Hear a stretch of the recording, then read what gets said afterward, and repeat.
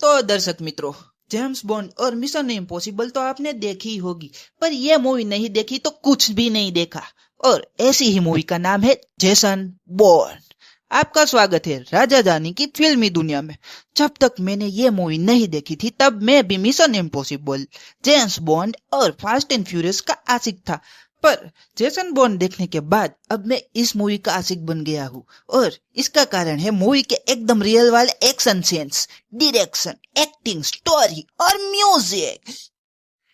इस मूवी की एक खास बात यह भी है कि मूवी के एंडिंग में एक खूबसूरत और बहुत कूल म्यूजिक प्ले होता है, जिससे मूवी देखने का मजा 32 गुना बढ़ जाता है। हाँ भाई, 32 गुना।